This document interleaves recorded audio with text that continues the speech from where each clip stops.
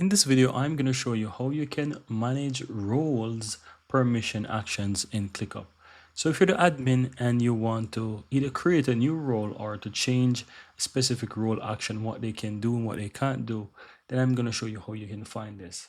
Once you're in your account in ClickUp, click your account on the upper right and click on settings. Under the settings side, you want to look for security and permissions. Click on that.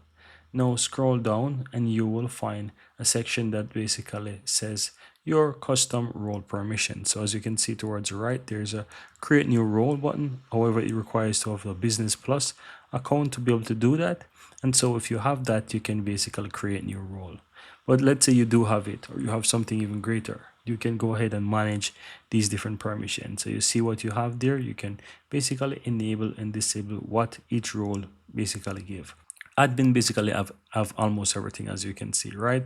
And of course, for the members, they have a few things enabled, but you also have a limited member or even guest, and you can choose what the guest actually see and does. But that's it. You also have advanced permissions below that you can see as well, and you can see what kind of plans are required to basically make certain permissions or change certain things within ClickUp. But that's basically it, guys. Very easy and very simple.